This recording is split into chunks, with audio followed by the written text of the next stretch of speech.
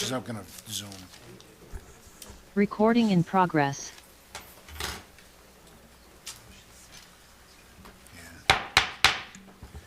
Good evening. Time being 7 o'clock. I call the January 31st, 2024 meeting of the Franklin Town Council to order.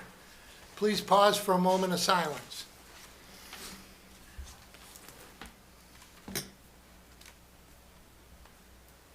Please stand for the Pledge of Allegiance.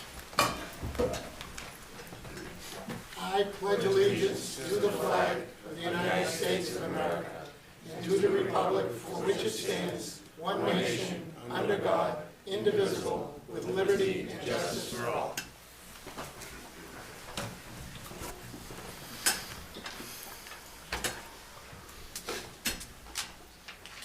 Announcements from the chair. Tonight, Councilor Hamblin will be participating via Zoom, and our town administrator will also be participating via Zoom, as both are a little bit under the weather. So, further announcements. All citizens are now welcome to attend public board and committee meetings in person. You'd think I'd have this memorized by now.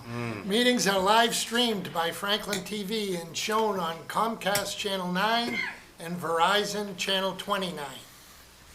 In an effort to maximize citizen engagement opportunities, citizens will be able to continue to participate remotely via phone, or you may click the Zoom link that is on the posted agenda and on the town's website.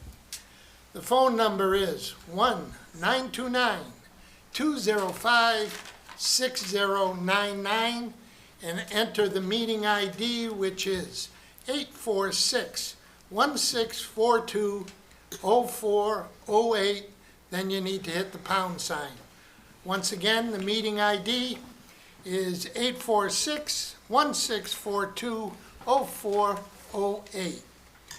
If residents are just interested in watching the meeting, it will also be live streamed by Franklin TV.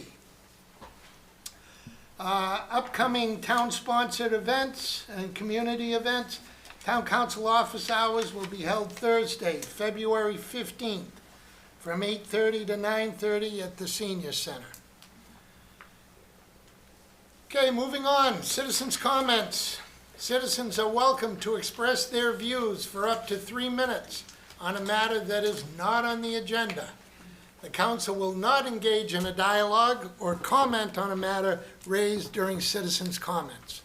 The town council will give remarks appropriate consideration and may ask the town administrator to review the matter. Is there anyone in council chambers that would like to speak on an item not on tonight's agenda? Please, Nancy. Thank you.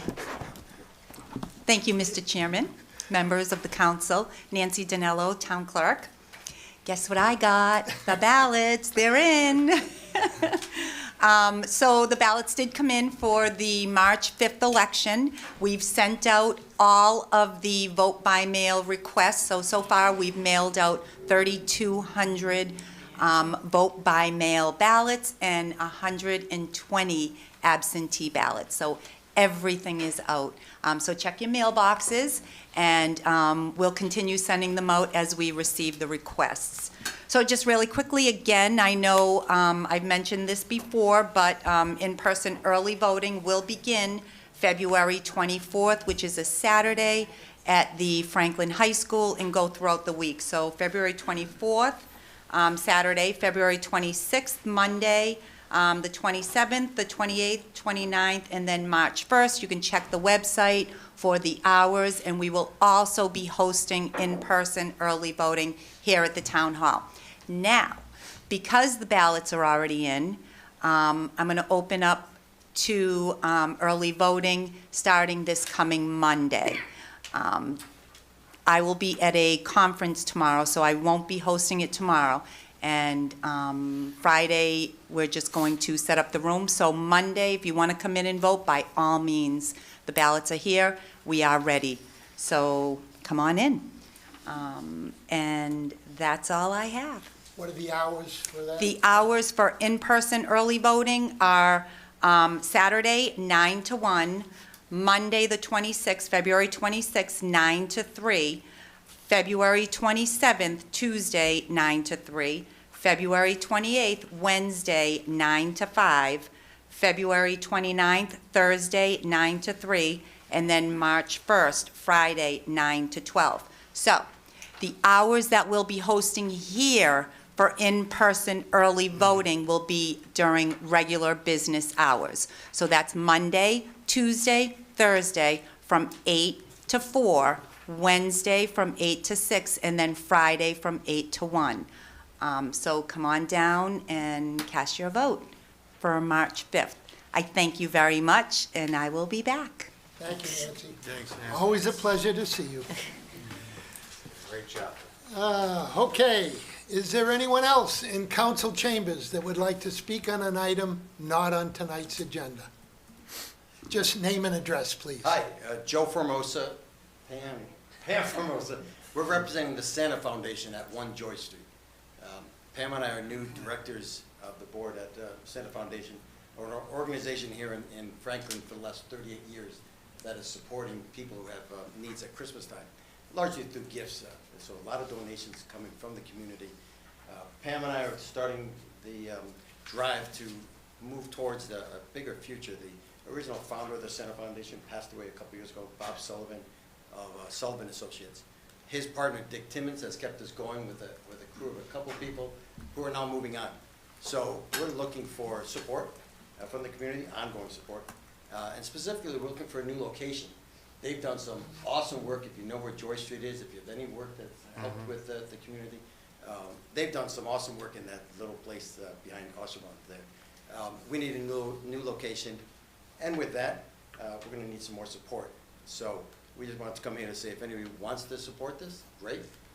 If they need support, reach out to us as well. So we can be reached at info.santafoundation@gmail.com. Thank you. Thank you. Thank you very Thank much. you. And thank you for stepping forward and volunteering that to on. do this. Is there anyone else in council chambers? Name and address, please. Hi, Amber Wilson, 903 Lincoln Street. Mine's just an administrative thing. I was present for the last Zoom meeting, so I understand the need to change, but people are unable to join unless you have a Zoom account. So I'm on hold on the phone and I haven't been added because I've got people texting me that they can't join from home. So if you're trying to call the number with that, like the actual phone line, it's not letting you in. And then if you try to join on the launch meeting, but you don't have Zoom installed on your computer or your phone, the actual app, you can't change your name to add your address to it. So people aren't being accepted into the meeting unless they have the Zoom app installed.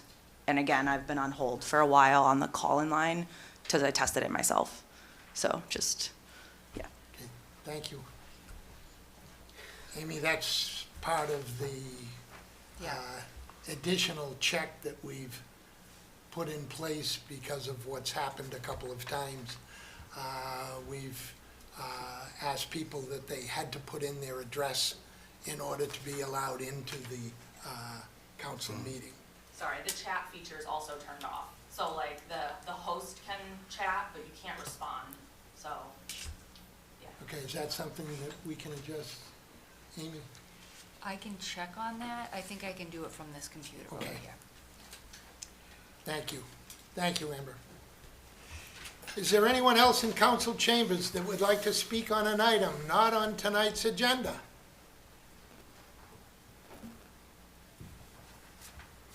Is there anyone out there in Zoom land that would like to speak on an item not on tonight's agenda?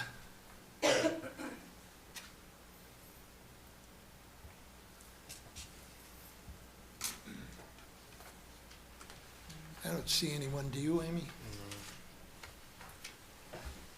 No. Okay, we will move on. Next item on the agenda is the approval of minutes. I'd entertain a motion to approve the minutes from January 17th, 2024. So moved. Second. Motion and second. Discussion, additions, deletions. Seeing none, the vote will come on the motion. Clerk will call a roll. Sheridan, Yes. Cormier Ledger, Yes. Frangillo, Yes. Chandler, Yes. Hamblin, Yes. Pellegri, Yes. Jones, yes. Vice Chair. Yes. Chair. Yes. 9-0, sir. Motion carries. Okay. Next item on the agenda is, we have a couple of new officers.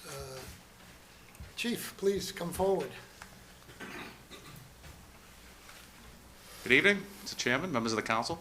Yeah, one new officer and one new mental health clinician. Clinician. So before I bring Sonia up, I just wanted to just make sure everybody understands, or if they haven't noticed, that we do have a co-response program at the Franklin Police Department. It used to be our jail diversion program, but not liking the name for all the other things that they actually do, we decided to call it the Franklin Police Co-Response Program.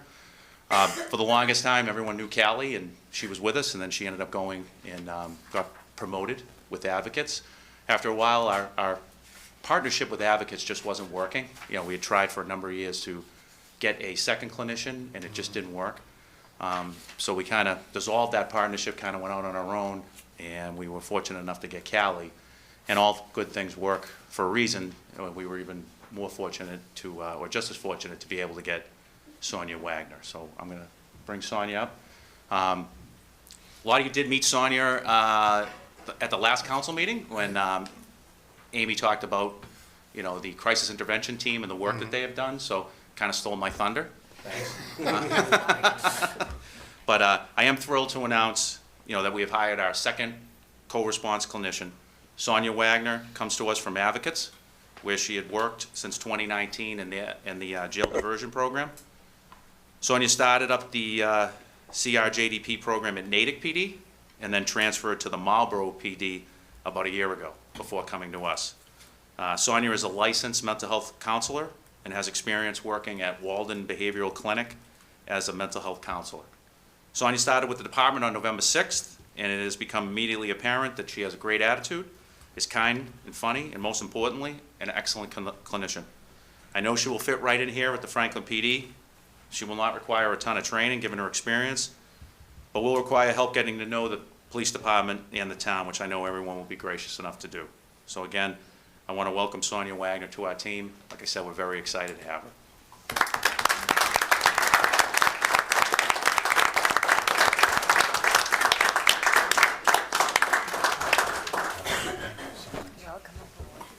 Welcome aboard.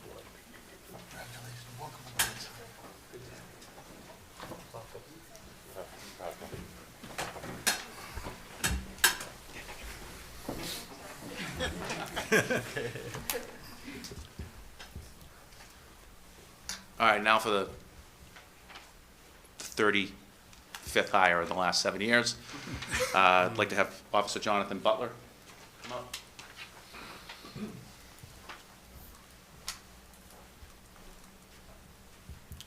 It's my pleasure to introduce and welcome Officer Jonathan Butler to the Franklin Police Department. Jonathan attended the Fitchburg State University 4+1 police program, receiving his bachelor's degree in criminal justice. In May of 2023, he started the Fitchburg State University Police Academy and graduated on September 15th.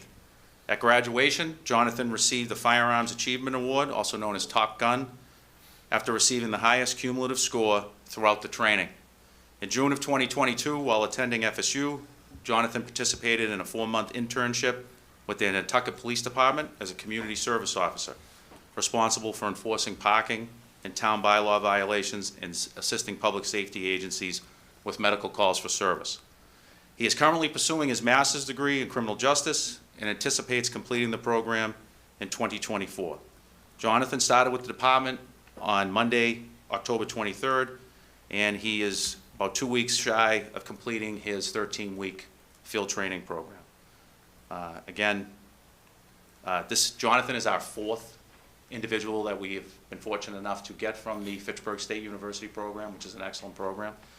So we're very happy to have him. Nancy? Yes.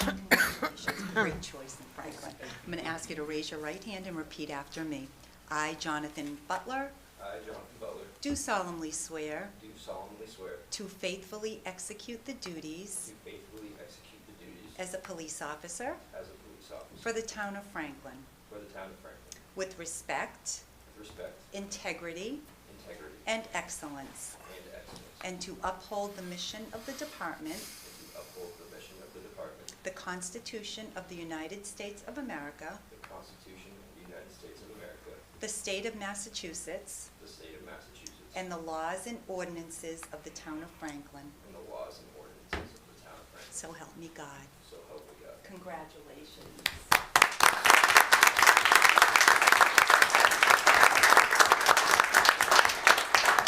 This time, I'm going to invite Jonathan's mom, Barbara Butler, and she will do the pinning.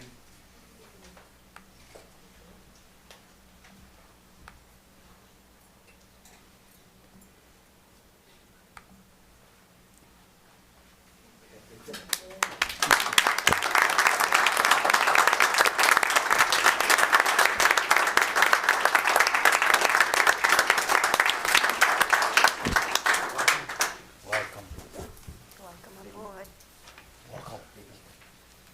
Welcome aboard.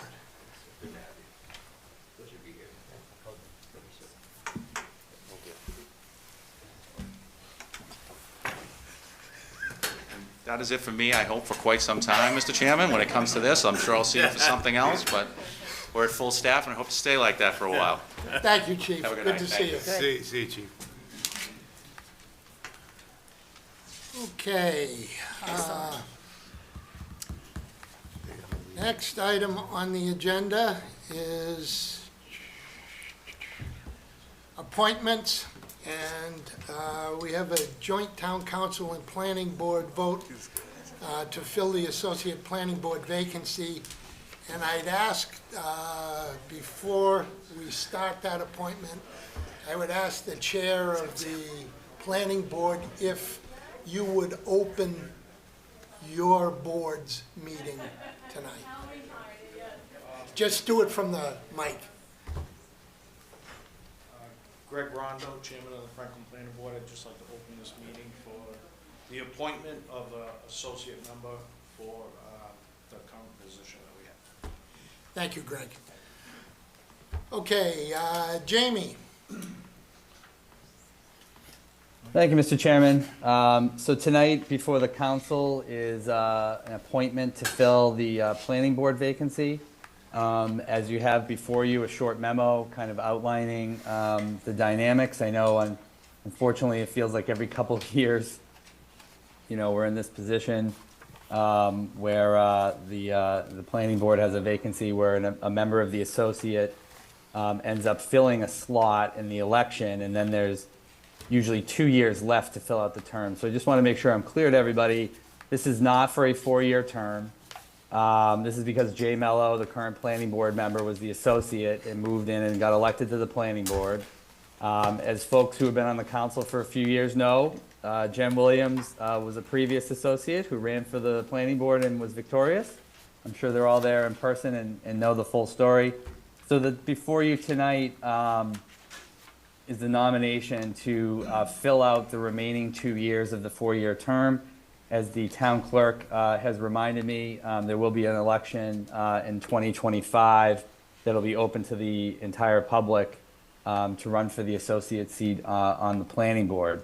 As the resolution states, there is no formal process actually in the town charter on how an elected official is to be nominated. Obviously in the past, before my tenure, it was a very different process.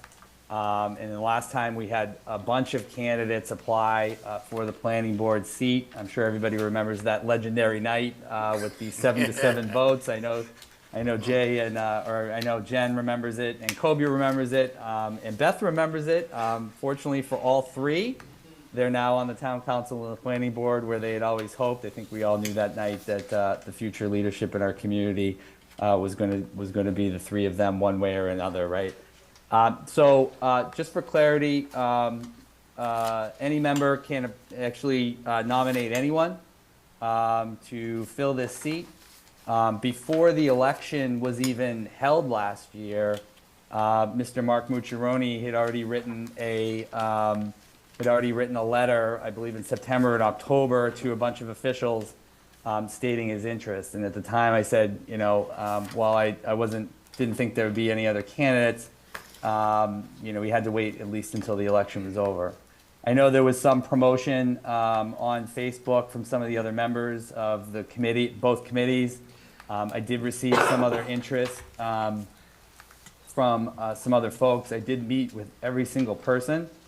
And after, quite frankly, learning about the responsibilities of the planning board, learning about the time commitment, and a variety of other aspects, most people didn't realize that this was an elected seat. They didn't realize they had to be on camera. They didn't realize they had to spend, 2 or 3 hours, every 2 weeks, and then also, several hours kind of preparing for the planning board.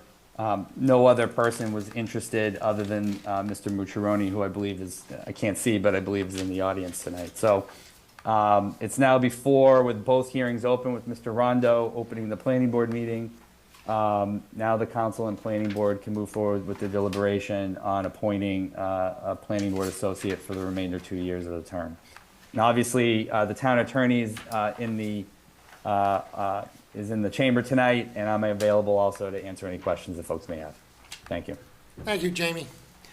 Okay, so the process will proceed thusly. I will open nominations because anybody can nominate anybody. We had to put the resolution in place without a name. So what we need to do now, and by we, I mean a combination of the town council and the planning board, is put a name in those spots. So at this juncture, I'd open up nominations for the associate planning board vacancy. Greg?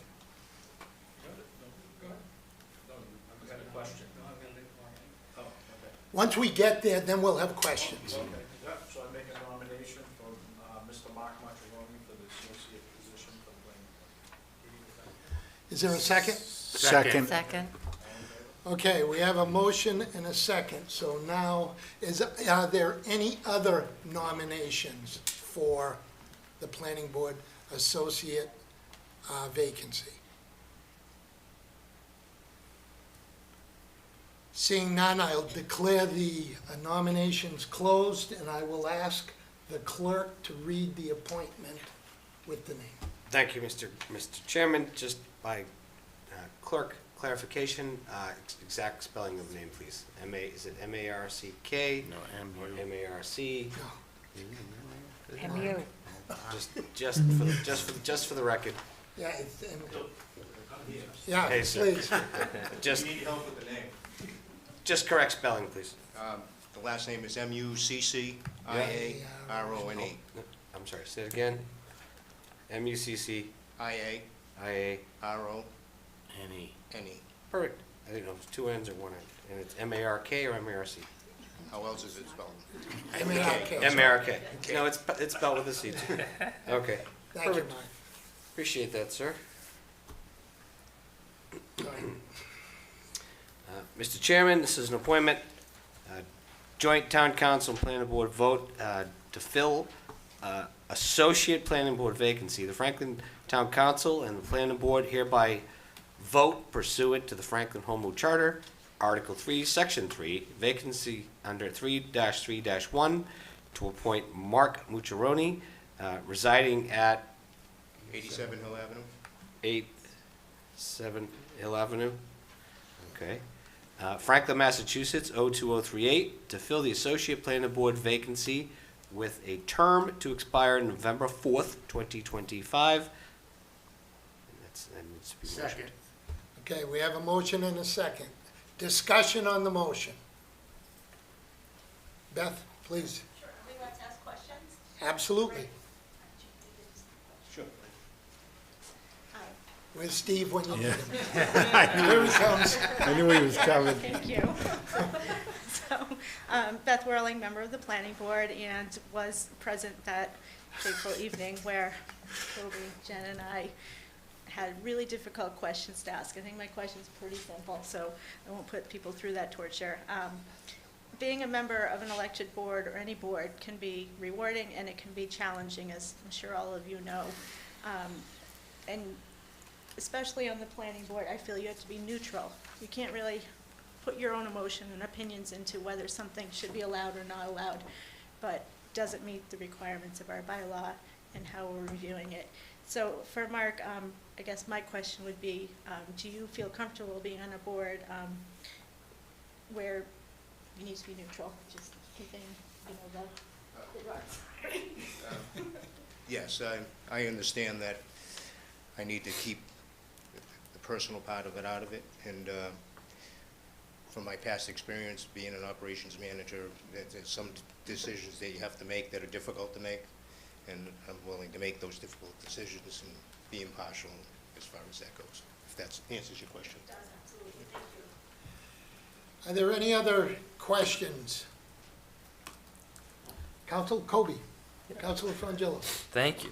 And thanks for stepping up and being the only one that's let us step up. And thanks for showing up to office hours and starting to get connected with people in the community. I thought that was awesome.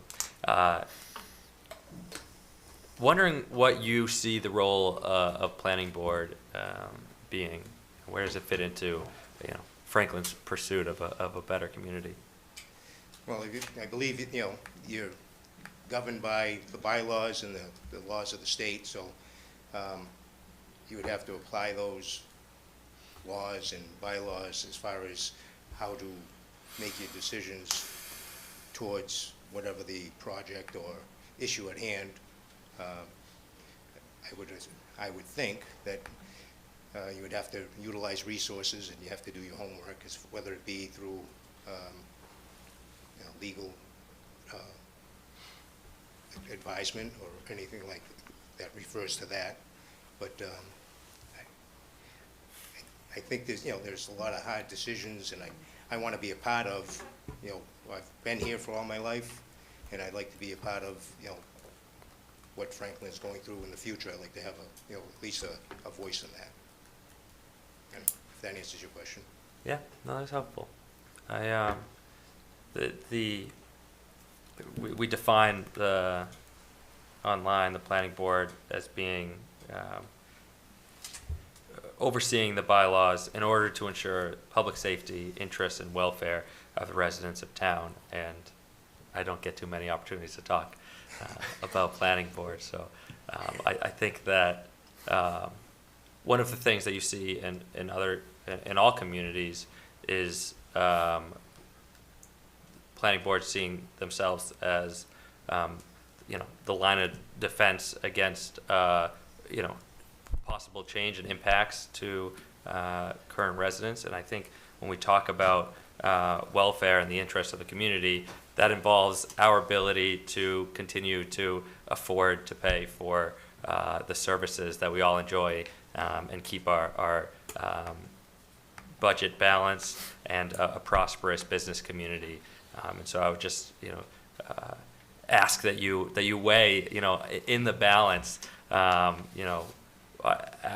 our ability to need to grow with our need to make sure that we're fair to the current residents and the impacts that we're putting on them. Thank you. I'm excited to have you on board. Any other questions, Councilor DeLorco? Thank you, Mr. Chairman. For somebody that coached with Mark, you will have no problem about him doing his homework, and you will have no problem standing up to anybody. So he will do his homework. He will do a good job. And I'm glad you're aboard, Mark. Thank you. Thank you, Councilor DeLorco. Councilor Jones. Mark, you and your family's name rings strong in Franklin for a long time. I have no doubt you'll do a great job. Thank you for stepping up to the plate and being a part of this process. In times when we're having such issues getting volunteers to fill many of our roles, this is an important thing, and I want to thank you for that. Thank you.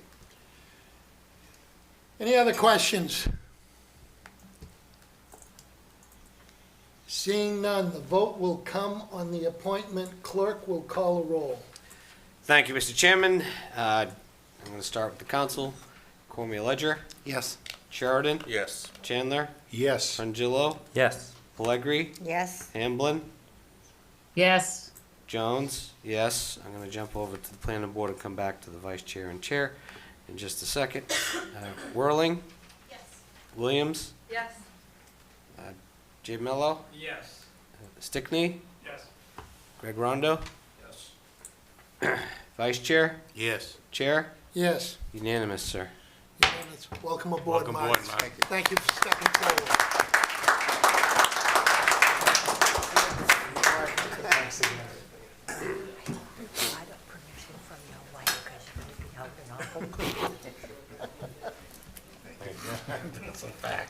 Welcome aboard.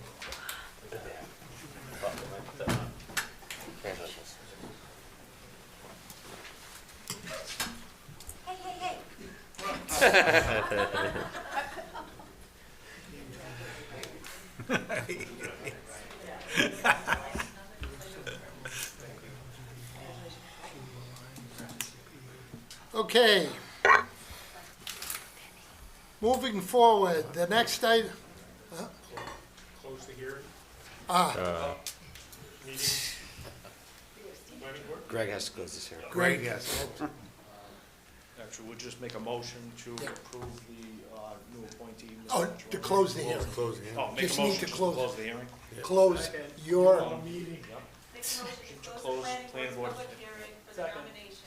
But that's it, thank you. Right. Second. All in favor? Good. they were all here. They're all here, so they need a roll call. You're welcome. Thank you. You don't have to. Thanks, guys, congratulations. He can get Best of sworn luck. in anytime. I know, but she's. Thanks, gang. Just here and there. Mark? I don't know if does Nancy want him? No, Do you too want late. to swear him in now? Mark, or Greg? Do you want to be sworn in right now? Do you raise your right hand. Do you solemnly swear that you will faithfully execute the duties upon you as a member of the planning board to the best of your ability, so help you God? Congratulations.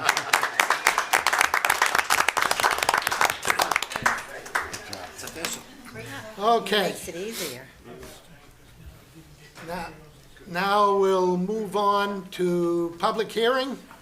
No, And, election workers. Election. oh, I'm sorry, the election workers.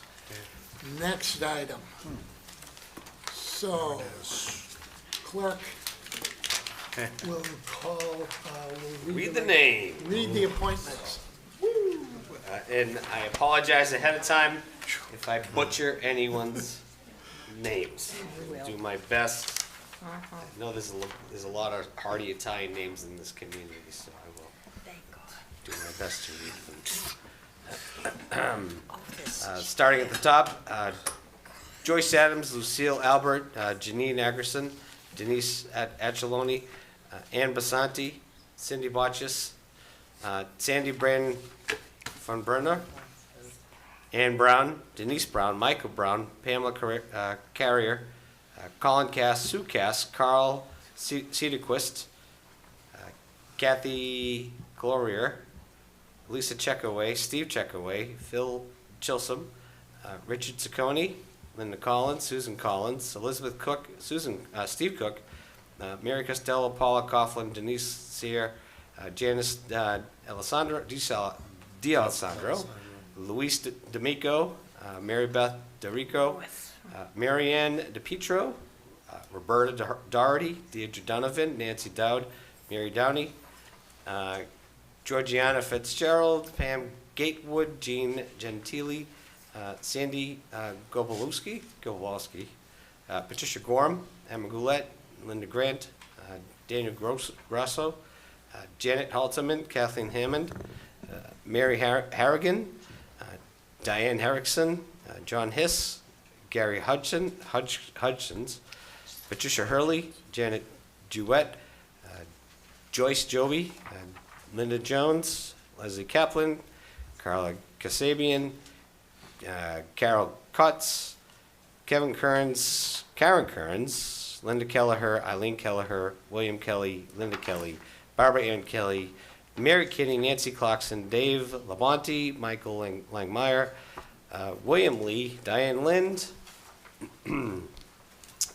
Rochelle Malloy, Jane Mollinson, John Mans, Andrea Marseglia, Gail Martinez, Leslie McCaffrey, Andy McKim, Joanne Mercer, Russ Merriam, Judith N. Molinaro, Maureen Malloy Gallier, Patricia Morrison, Cynthia Norian, Maurice O'Donnell, Gwen O'Keefe, Marion Oppenheimer, Martha Pepe, Pat Phillips, Christine Penne, Barbara Pisani, Jenny Pisani, Jeannie, thank you, Pisani, Kimberly Prodko, Nancy Rappa, Carol Ruccino, Camille Rubino, Maureen Sabolinsky, James Santoro, Patricia Santoro, Teresa Tabardon, how do I spell that? Thank you. Joanne Schaefer, Steve, that's a tough one. Say it again? Schulteis, thank you.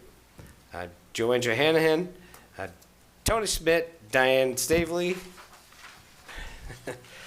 Jillian Dwyer, Diane Edwin Chuck, Joanna Favol, Colette Ferguson, Dennis Ferguson, Marilyn Fico, Sharon Filosa, Sharon Lindstrom, Marion Lanati, John Lepresti, Maria Lucier, Elizabeth McMillan, Phyllis Malcolm, Sharon Willem, Christina Weech, Mariasa Weech, Nancy Wilga, Patty Wiley, and Deborah Zetkowski. Second. Motion and a second. Discussion. Seeing no discussion, the vote will come on the appointments. Clerk will call the roll. After I get a drink.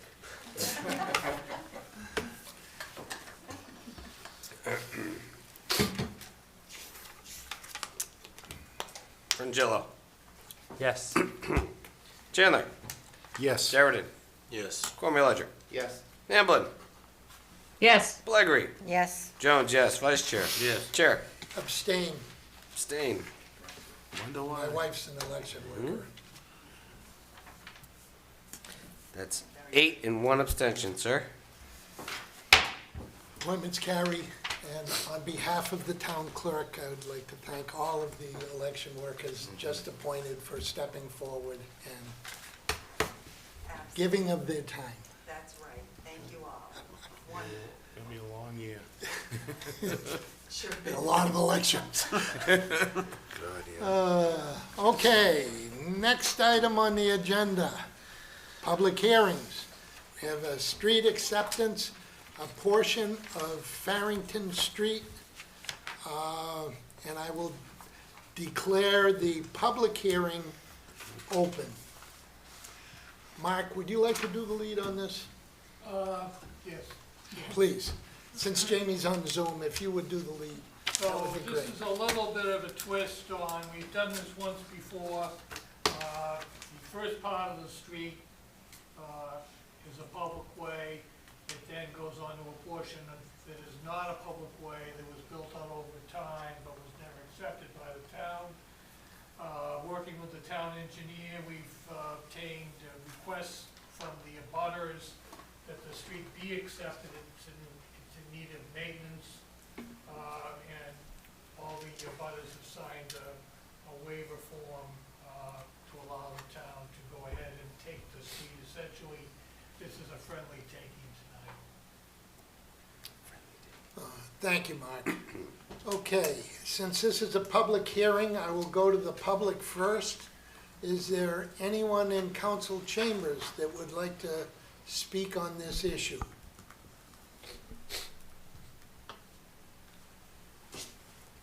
Is there anyone out in Zoom land? I don't see anyone. Do you, Amy? I know there's a lot out there. I'm looking, no, I don't see any. Okay, I'll go to the council. Questions from the council? Councilor Frangillo. I like to take this opportunity every time, and I'm going to keep doing it because I think it's important, where when we accept these roads, it's a good opportunity for us to see why we struggle to maintain our roads. Because we can pretty easily do the calculation that this road only serves those 9 properties. And we know that annually, based on the percent that we put toward our roads in our budget, annually they contribute $460 to our highway, our road maintenance, in order to pay for the length of road at the end of 30 years, which is about as long as a road lasts. You would need to be contributing $3,700 every year. So we put in $460 every year, need to be contributing $3,700. That means that after just 1 year, one lifespan, 30-year lifespan of the road, we as a town have lost $100,000 on just this .09 piece of road. When you multiply that across the town, that's why it's so difficult for us to continue to afford things. So we do this because there's an expectation from the residents there that they didn't know that they were on a private road, that we need to service them with our ambulances and firefighters and make sure that that road stays safe.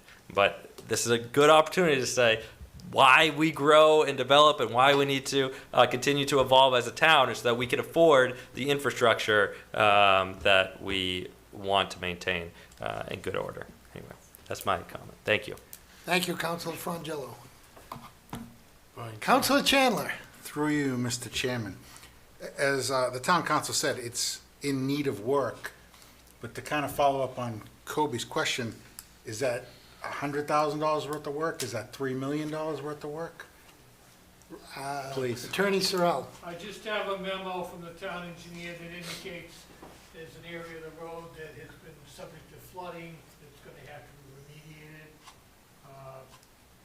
In terms of the scope of things, I don't think you're up in the huge figures you mentioned, but it's not insignificant either.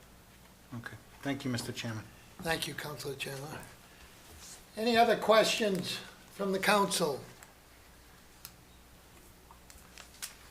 Okay, seeing no further questions, I'll declare the public hearing closed. And we'll move on to the street acceptance, which is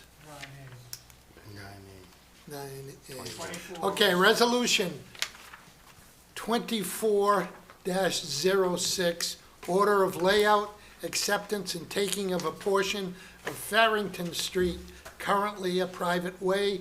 Clerk will read the resolution. Motion to waive the reading. Second. Motion is second to waive the reading. Clerk will call the roll to waive the reading. Cormier Ledger. Yes. Sheridan. Yes. Chandler. Yes. Frangillo. Yes. Pellegri. Yes. Hamblin. Yes. Jones, yes. Vice Chair. Yes. 9-0 to waive, sir. Chair. Yes. 9-0. Motion carries. Now we need a motion. Move the Resolution 2406. Move the resolution 2406. Is there a second? Second. Second. Motion and a second. Discussion on the motion.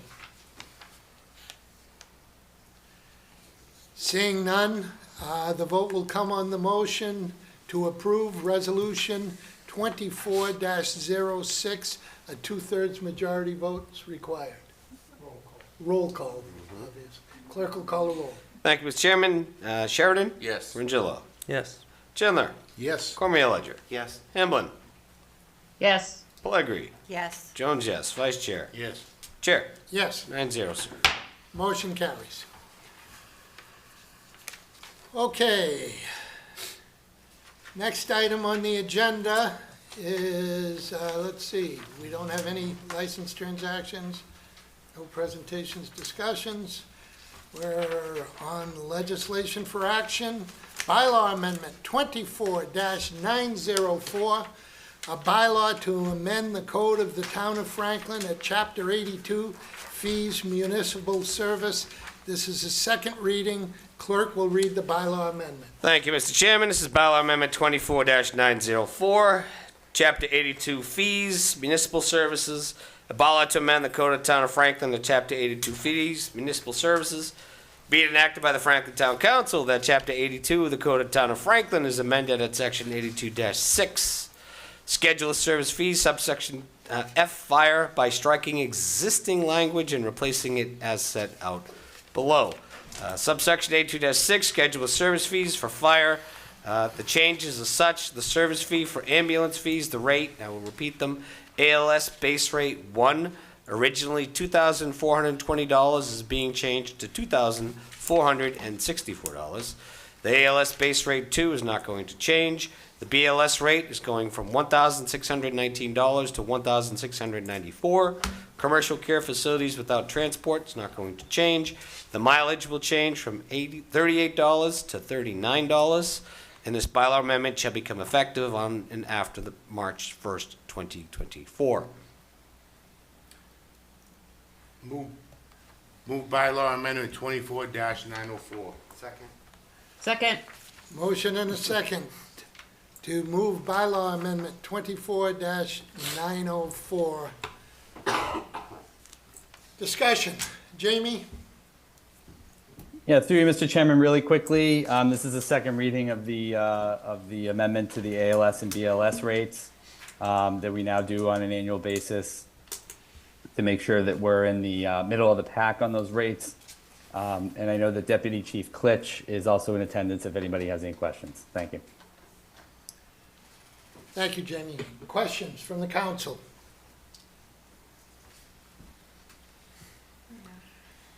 Seeing none, the vote will come on the motion on the bylaw amendment 24-904. A majority roll call votes required. Clerk will call the roll. Thank you, Mr. Chairman. Hamblin. Yes. Frangillo. Yes. Sheridan. Yes. Pellegrini. Yes. Chandler. Yes. Cormier Ledger. Yes. Jones, yes. Vice Chair. Yes. Chair. Yes. 9-0, sir. Motion carries. Next item on the agenda, Resolution 24-07, Town of Franklin Flag Policy for Display of Flags at Franklin Municipal Building. Clerk will read the resolution. Thank you, Mr. Chairman. Resolution 24-07, Town Council Flag Policy.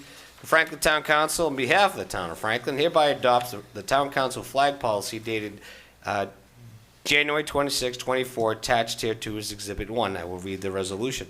This exhibit. The resolution shall become effective according to the provisions of the Town of Franklin Home Rule Charter. The changes to Exhibit 1, Town Council Flag Policy dated January 26, 2024, states that under the introduction, the policy addresses only flags allowed to be flown at the flagpoles located at the Town of Franklin Municipal Building entrance courtyard at 355 East Central Street. 2, municipal building authorized flags. The Town Council authorizes the following flags to be flown at the town-owned flagpoles at the municipal building at 355 East Central Street as an expression of the town's governmental speech. The official flag of the United States of America, the official flag of the Commonwealth of Massachusetts, the official flag of the Town of Franklin, the official flag of the various branches of the military service of the United States of America, the official MIA POW flag, and the Progress Pride flag only for the month of June to be raised on the flagpole that includes the official flag of the Town of Franklin, and no other flags shall be allowed to be flown on the above described town-owned flagpoles. Flags to be flown on these flagpoles pursuant to this policy reflect official Town of Franklin policy positions, are not intended to create a forum for private expression.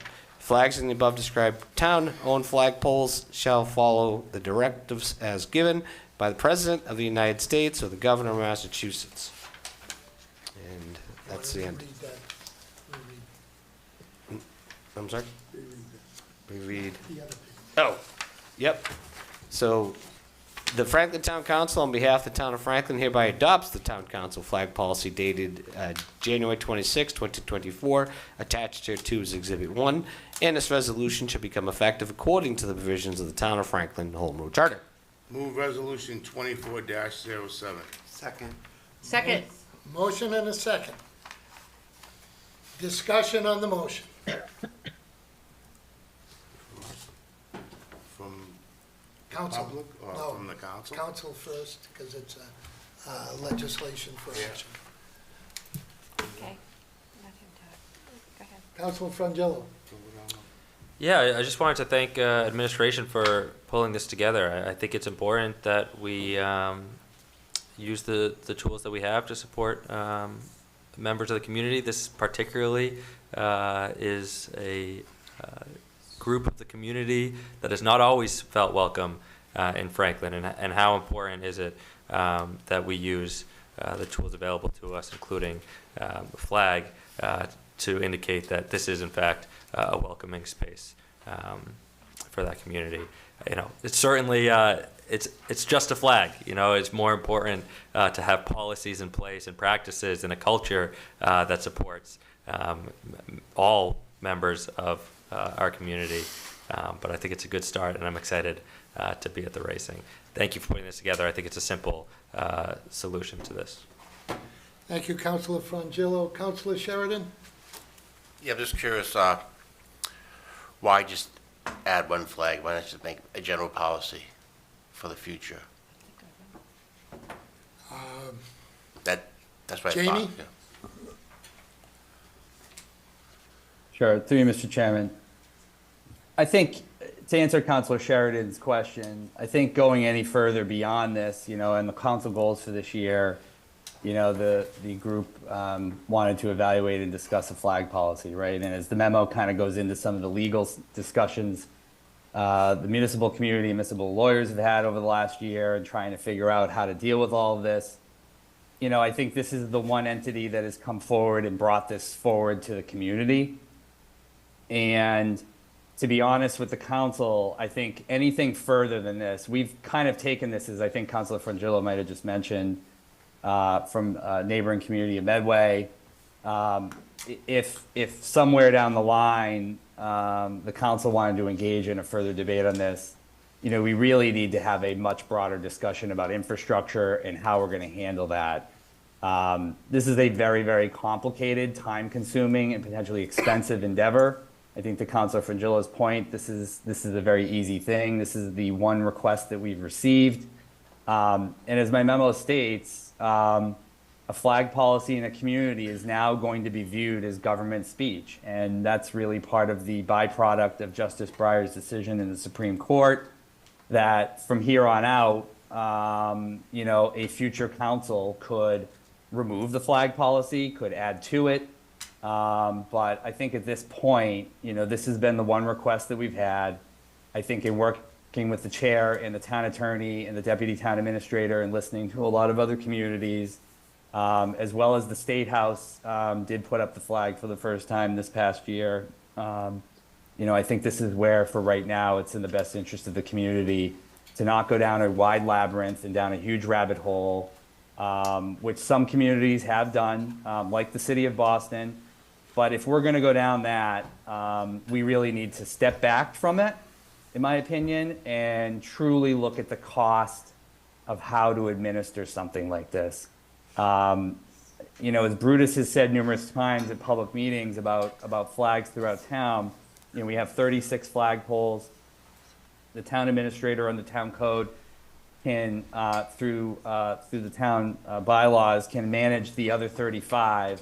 But really, the request has been about the progress flag, pride flag on the town administration pole during that 1 month. And our recommendation right now is to approve this policy, finalize the town council goal, and then really pivot to other issues in the community, namely, as people will hear about the town budget, and really focusing their energy on issues that are going to be of substance relative to saving our schools and really looking at school budgets, zoning, housing, and a lot of other issues.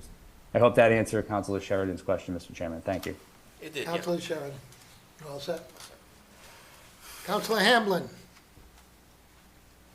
Thank you, Mr. Chairman. Through the chair, I just wanted to thank the administrators here. I know that Amy worked really hard on this. As soon as she walked in the door, we kind of all sort of attacked her to get her to do something like this, just to make sure that we were okay. And it's a great policy. I wanted to thank her, and I agree with what Councilor Frangillo said and what the town administrator Helen said. Thank you, Mr. Chairman. Thank you, Councilor Hanlon. Go right down the row. Councilor Jones, you would be next. I'm all set. All right. Going right down the line. Yeah, yeah, Okay. that's okay. Yeah, I don't care. Yeah.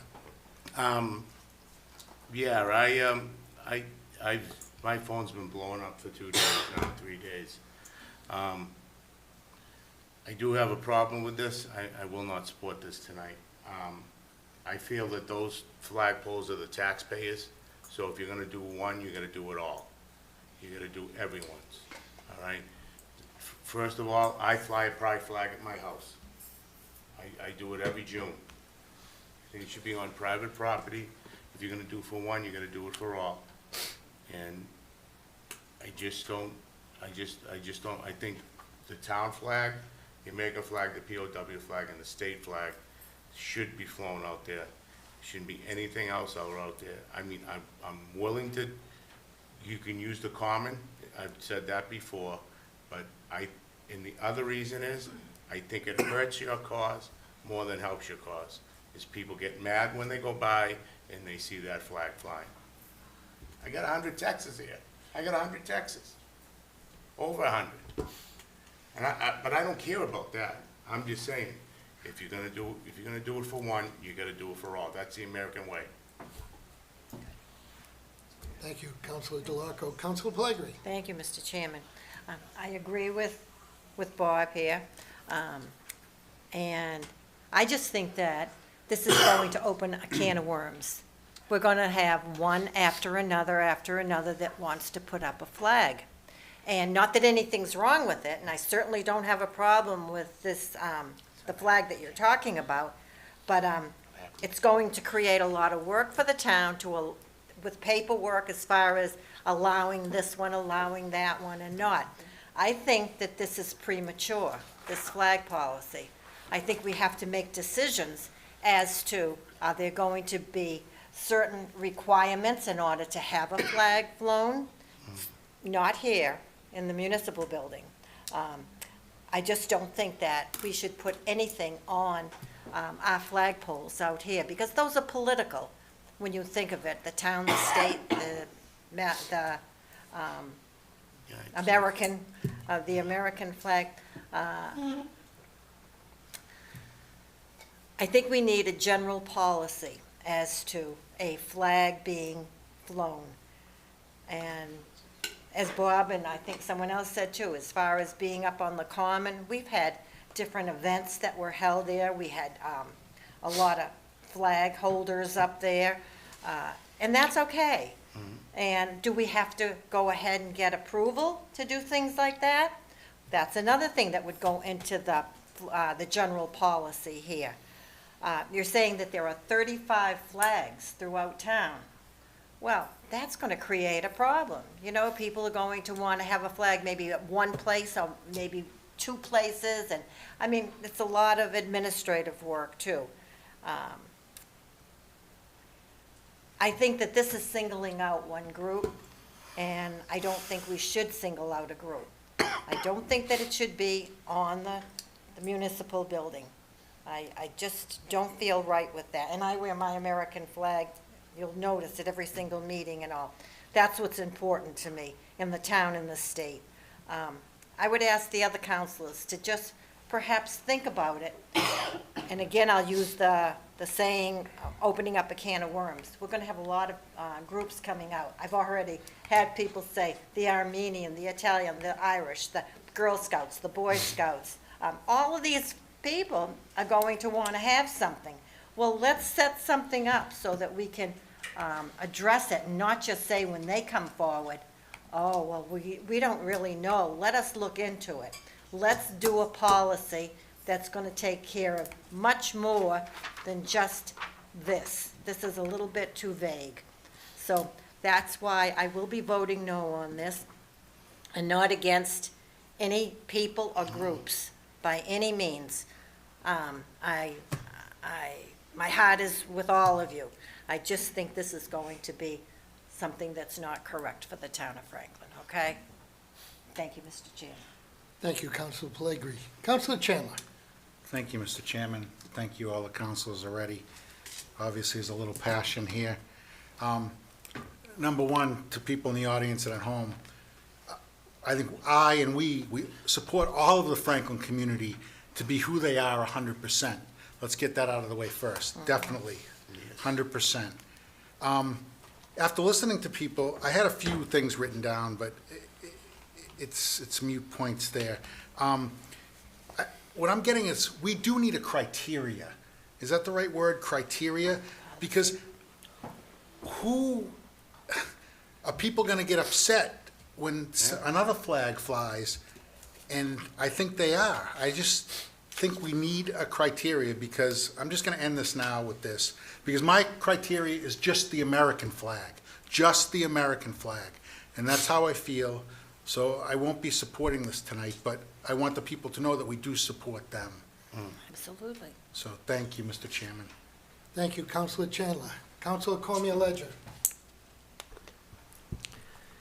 Thank you, Mr. Chairman. Obviously, this is a very passionate topic, and it's very close and personal to me, as I've spoken about before.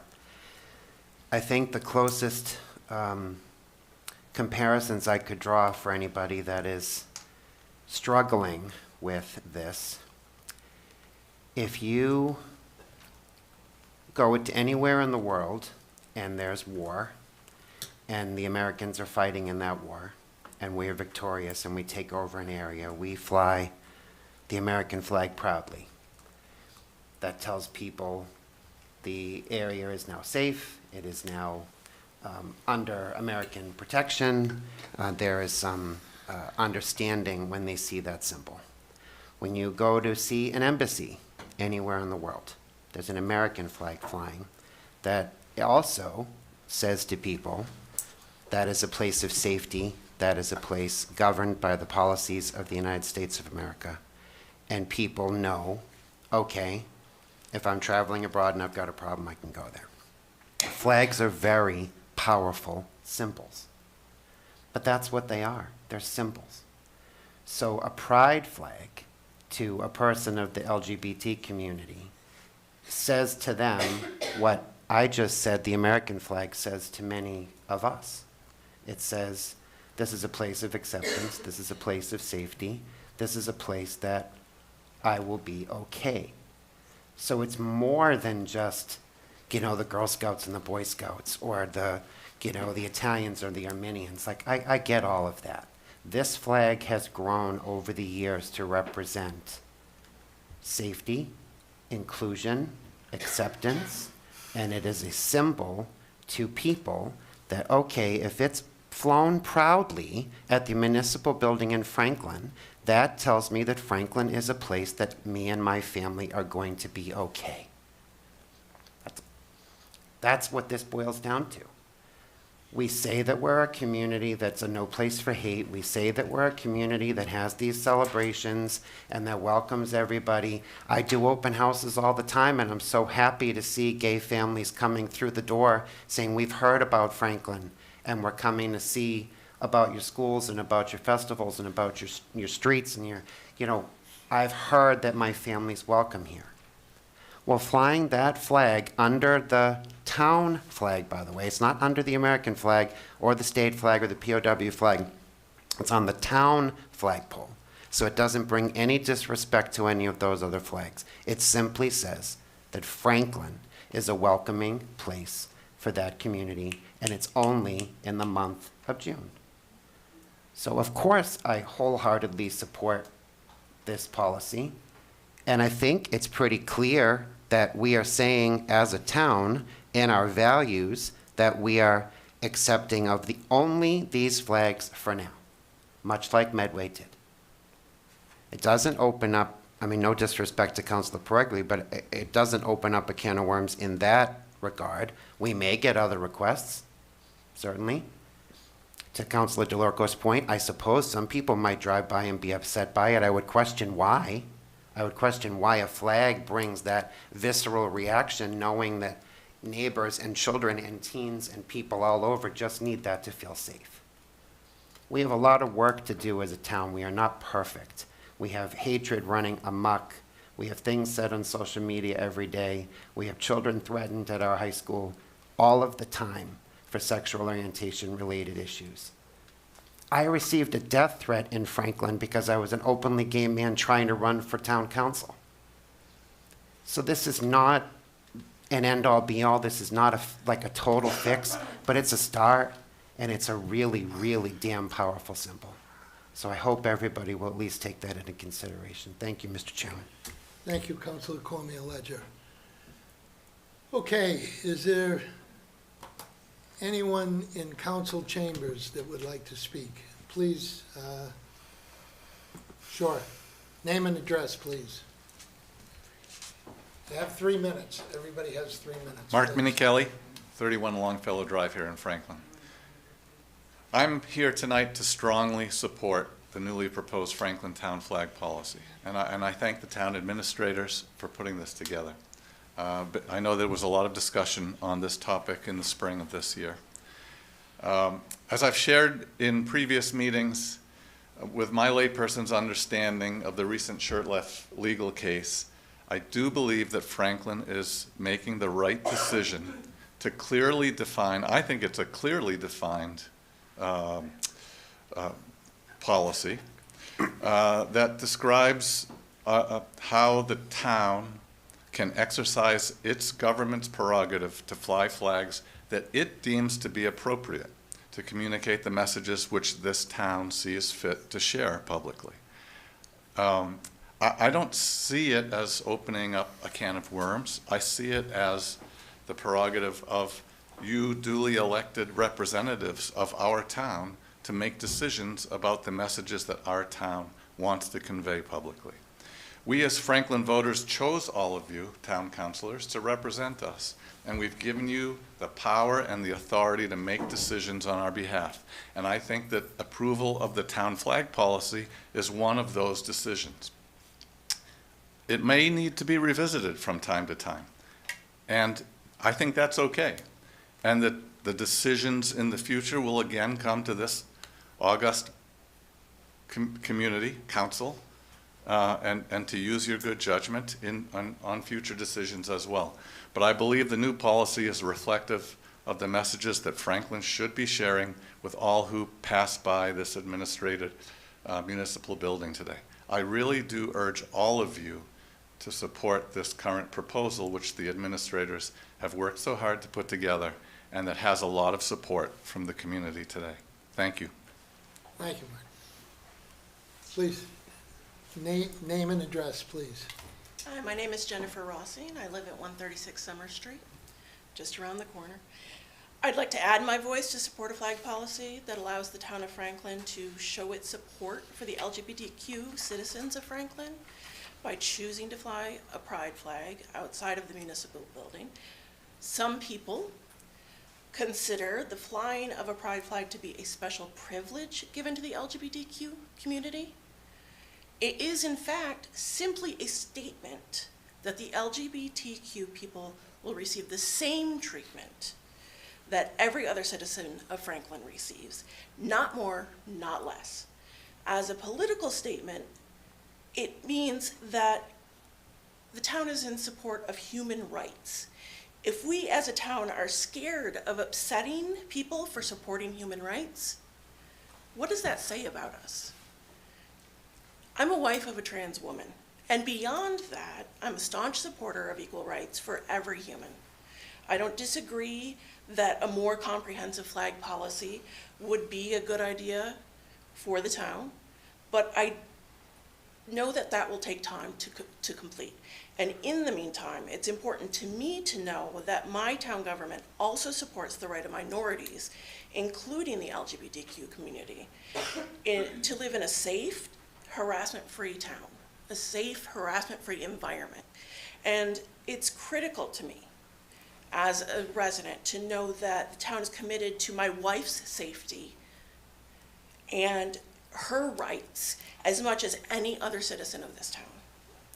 In short, doing the right thing is sometimes hard. It will cause problems. It will open a can of worms, but that does not excuse us from doing the right thing. Sometimes we have to just do it. Thank you. Thank you.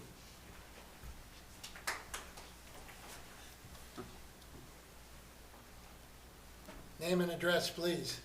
Steve, could you get up here? I think we need some comic levity. We need some, break the ice here. My name is Maxwell Marangello. As you know, I live at 127 Central Park Terrace. My fellow Franklinites, I rise before you today as my community is under threat. As an openly gay member of the LGBTQ community, I for a long time have felt safe in Franklin.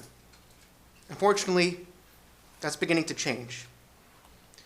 On June 12, 2016, at the LGBTQ Pulse nightclub in Orlando, an assailant shot and killed 49 people and wounded 53 others.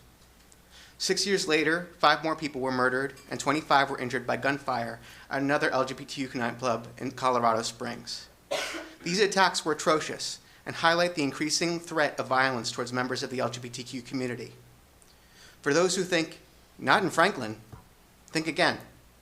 The day after our flag planting ceremony last year at the Franklin Common, some of which you attended, our display was vandalized. Meanwhile, the president of our local LGBTQ alliance was constantly harassed by other residents. The message by these perpetrators was clear. We're not safe here. The pride flag is not a symbol of divisiveness, but one of inclusion. It's a symbol of American pluralism, that all the colors of the rainbow, both gay and straight, are welcome here. Franklin using government speech to recognize the needs of the LGBTQ community is not without precedent. After the Pulse nightclub shooting, the very flag, right here, outside the municipal building, was lowered to half staff for 4 days. If you recognize the needs of the LGBTQ community before, you can do it again. I urge you, as our town council, take a stand. Show us that as members of the community, violence is not acceptable, that we matter, and that you have our backs. Thank you, and good night. Thank you, Max. Is there anyone else in council chambers? Name and address, please. Ruth Ann O'Sullivan, 175 Oak Street. I prepared something, but I'm just going to kind of go off the cuff. I'm here just not as just a parent, but I'm also here as a member of the school committee. I wanted to come tonight when I heard this was on the agenda and just voice from a perspective of those in touch with these kids every day. So I think what my generation and older don't realize is that what has been going on with this unregulated social media, it was all over the Senate hearings today, is that there is targeted misinformation and bigotry infiltrating these kids. The parents aren't monitoring these cell phones, the schools aren't monitoring these cell phones. We have absolutely gone backwards. A lot of us would think we're making progress. Ted will be the first to tell you it's probably worse than it was 10 years ago, because these kids are literally being fed, spoon-fed, targeted information that is skewing their perspective on inclusion and diversity, and it's creating these microaggressions daily. Daily, kids are being bullied in these schools. It's not a Franklin problem as much as it's a systemic problem, but it is the youth, and we've gone backwards, and we hear about these incidents, violence around LGBTQ specific bullying going on in our schools, non-stop.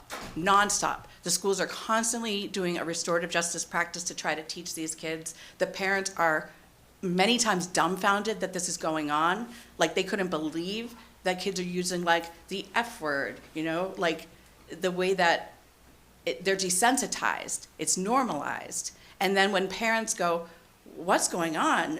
We're going backwards.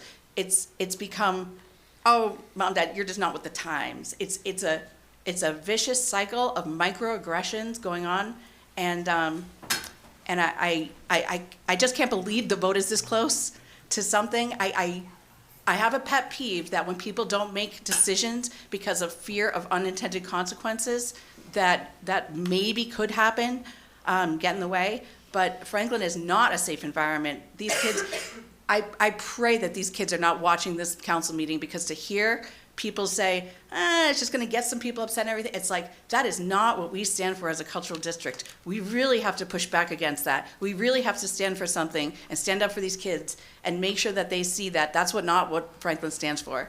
So sorry for the rant, and I don't wanna put you on the spot, Melanie, but One of your counselors, Melanie Hamblin, it's well known that during June, she put up a pride flag at the Agway, and people were vicious. People showed up and were like, I'm not shopping here. Not, the majority of this town, I don't believe, is like that, but I think it speaks to who we want to be as a cultural district and who we want to be as a town. So from my purview with school committee, I'm telling you, this is a bigger problem than adults are realizing, especially if adults don't have kids in the schools currently. It is, I would say, the #1 thing that kids are bullied for. And a lot of times these kids are just misinformed and unaware, and they don't even realize they're being so vicious. So thank you. Thank you, Ruth Ann.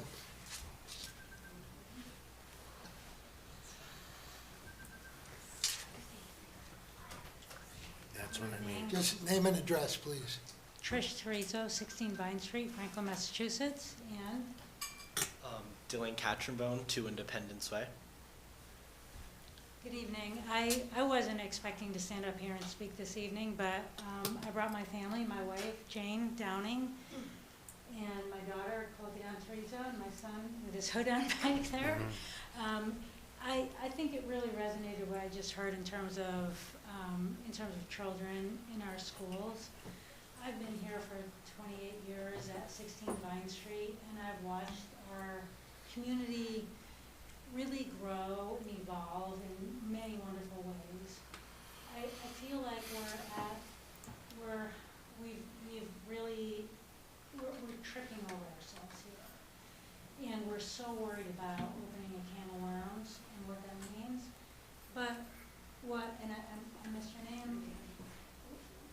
What Suzanne said? Oh, I'm sorry. Just mentioned, I think we really need to take that to heart. Because I believe that there are people that are in our high schools that, and Dylan's going to talk here in a minute, of what it's like to live and walk in those shoes. And I think if we can take ourselves out of the comfort of our loafers and our safety shoes and understand what it's like to be a young person here in Franklin and the pressure there, the world has changed. It's changed from where we sit, and I think we need to take that into account, what it feels like to be that population here in Franklin, and what it likes to be, what it's like to walk in their shoes.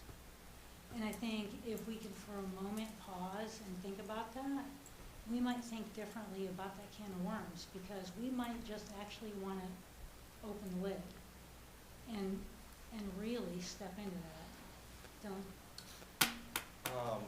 Going off what you said, I'm a student at Franklin High School, and I really feel that there's like a lack of representation of like LGBTQ media and such, and I am gay, and I feel like rising like a pride flag outside the building, I think that would really give awareness to a situation and maybe focus on things like that in school, so it's not so like negatively looked towards at. And going off, opening a can of worms, I feel like anything you could do could open a can of worms. I just feel like it's only for 1 month out of the year. I think it's just something really simple and easy that we could do to represent the town. Thank you, Dylan. Thank you. Is there anyone else in council chambers? Hi, Amber Wilson, 903 Lincoln Street. We've been talking about this since March 15th of 2023, and I'm always so excited to be here again. I am physically fighting back tears, and I am shaking right now because that's how important this is to me. I have been physically and verbally harassed in this town. I have had my house vandalized, and I think it's important that we recognize, yes, all of the flags. I am in the military. I am a combat veteran. I've been in for 19 years now. So while I acknowledge and accept that the American flag, POW flag, town flag, all of those things are so important, I also would like to reiterate how important it is that when I moved here, I did not feel my marriage license wasn't handled properly. It was very apparent that the then administrator did what she did because she found out that my spouse's name was not a male name. I'm married to a woman, and that was problem number one, but we'd already bought the house here. In speaking with people, because I was the president of the Franklin LGBTQ Alliance, which I've stepped down, speaking with people, there have been people that have moved to this town because they have seen the peace flags and the progress flags and the pride flags. We have had people that have found us because of our Facebook.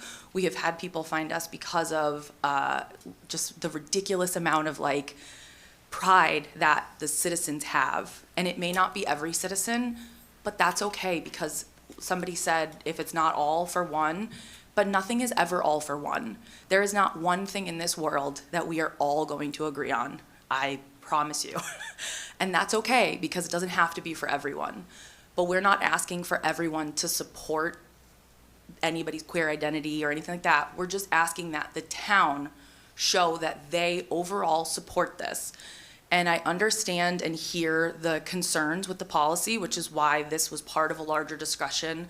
That larger discussion included a flag policy, and one of the suggestions was that we recognize all of the federally observed flags, and that is always going to be a possibility to revisit down the road, but that required more from this council.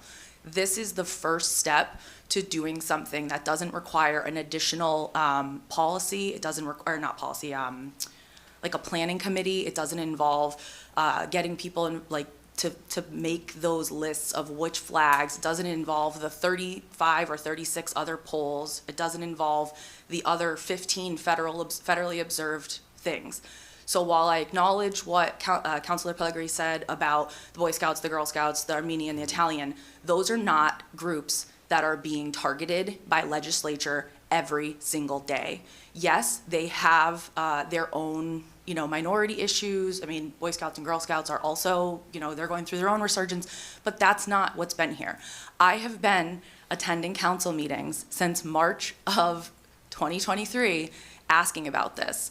Anyone that is complaining, I have noticed, has done so with camera off and refused to provide their address.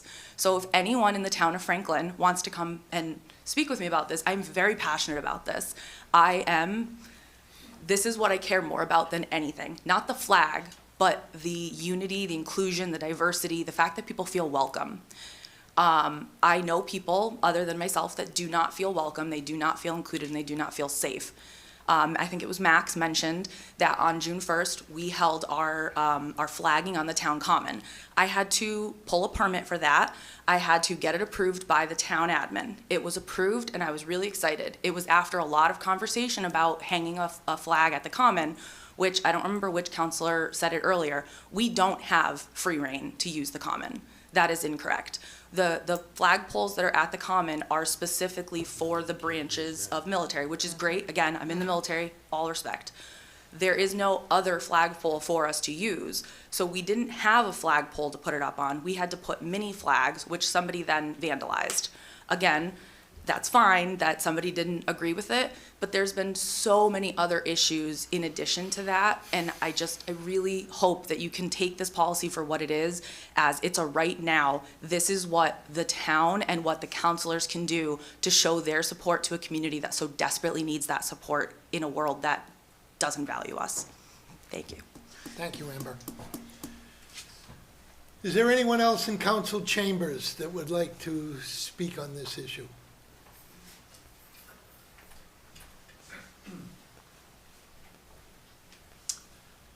Evelyn Rossing, 136 Summer Street. I'm a transgender woman, and right now, today, it is illegal in this country, in places in this country, for me to get the necessary medical care for my physical and mental health. Illegal. So, I love the American flag, I'm proud to be American, but the the country as a whole does not welcome me. So we all say, well, we're all American, we can all stand under the American flag. I can't stand under the American flag in a lot of places in this country. If Franklin wants to set itself apart from all of that, flying the pride flag tells, it's an expression, the support you claim to have personally. this is how you show it. You can't go around you can't walk down every street, knock on everyone's door, and say, we support you however you are, whatever community you feel you belong to. You can't do that. You just don't have time. The flying the flag in June for the pride flag is you showing that support you express. Because, I mean, you say it here, let's be honest, there is not a large percentage of the town that is watching this meeting right now. No. They're not going to hear it. Flying the flag shows everyone that drives down 140 that the town does support the LGBT community, that we are welcome here, that the town is willing to do more than just say hate has no home here. They're willing to walk the walk as well as talk the talk. That's what this is about. Getting that, showing that support, not just saying it here or in some other small forum, saying it out and publicly. This is who the town is. This is what we value. We value being a welcoming place for everyone. That's what this is about. Thank you. Thank you.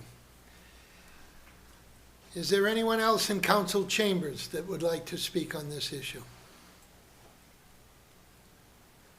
Okay, I'll go out to Zoom land.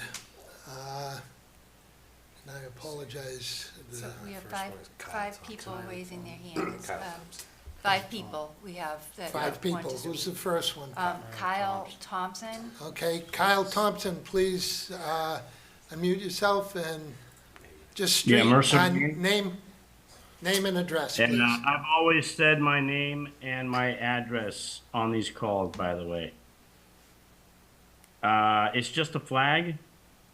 Is the American flag just a flag? You know, we need some people in the community here, from my perspective, to stand up. And I know who you are. I know they're out there. We need some real men and women in the Franklin community to stand up to this. I do not support this initiative to fly the pride flag. In the ocean of diversity, equity, and inclusion lives a never-ending hierarchy of oppressed groups based on race, sexuality, gender identity, and intersections of those categories. Within it is the LGBTQ community. This community is trying to push the town to fly pride flags and display banners on municipal property. This group is not a monolith. There are gays and lesbians in town that do not support flying pride flags and banners on municipal property. They don't wear their sexuality on their sleeve. And they don't deem themselves oppressed. There are people living their lives just as I do and are upstanding members of this community, the Franklin community. Transgender Day, Pride Month, Non-Binary Awareness Week, Pronouns Day. I could go on for 10 minutes, on and on, listing these days. Now, why doesn't everybody support the Pride Initiative? It's in the name. Many see the Pride flag as a representation of narcissism and deep insecurity. The members of the LGBTQ community, and I put that in quotes, pushing to fly this flag, demand that children, young children, boys and girls and men and women affirm their sexuality and gender identity. It is not the job of someone else to affirm someone's identity, nor my identity either. Relying on children to ease their insecurity is sick and perverted. It's as though who you sleep with and your gender identity are the most important thing about you. It must be shoved into everyone's face 24 hours a day, 7 days a week. This diversity, equity, inclusion ideology requires professing and embracing a victimhood mentality. It demands people view LGBTQs as oppressed, and we must feel sorry for them. It depends purely on emotion to survive and reeks of fragility. We must see, we see. Finish up, Kyle, please. No, I'm You're over sorry. 3 minutes. You know what, Tom? You gave her before me more than 3 minutes. And I just asked you to finish up, that's all. We see this being infused into every aspect of life. In K through 12 schools here in Franklin, like last year, when kids in advisory program were shown videos that tell middle school children, if you misgender someone, it is psychological violence. Demanding innocent, young children affirm someone's sexuality and identity. This is compelled speech, and it is illegal. And by the way, Boston spent over $2 million in legal fines or fees for their whole flag dispute. So that's going to be coming to Franklin too. Okay. I just want to say one thing, Tom. Last The American statement, please. flag represents every American citizen in town. No, I'm sorry. He got a last comment. I'm sorry? Just finish your last sentence, please. I mean, she spoke for like 10 minutes. No, she did not. You walk out one more sentence, Kyle, or I'm going to cut you Along with off. the flag and military flags that represent the men and women who fought and died to preserve our freedoms. If this initiative goes through, you're opening not a can of worms, but Pandora's box. Thank you, Kyle. Any flag Thank is you. on municipal property, and they will. Amy, move on. Rachel Lucas next. Rachel,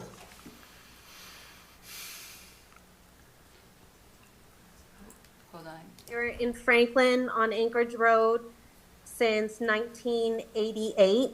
I went away for college and stuff, but Franklin is my home. And it is really, it's striking really close to home, this conversation right now. Like we heard from some other people, from people on both sides, this is emotional. So I really appreciate the town council and how they're paying attention to this.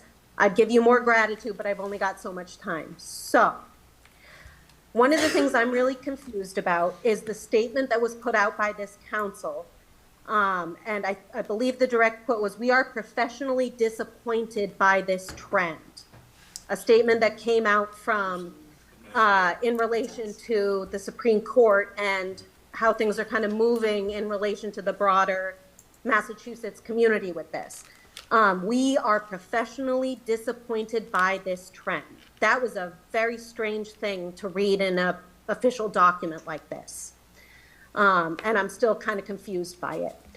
Then there's this argument about, we've heard Pandora's box, we've heard setting a ball rolling, we've heard opening the door where if we fly a pride flag, can't we say that anyone gets to fly a flag? That is not at all what is presented for the council right now tonight. This is for recognizing a month that has been identified federally as something that deserves public entities to recognize. Part of Franklin's responsibility is to recognize this federal month as a time. Pandora's box is not being opened right now, and even if it were, as a cisgendered, as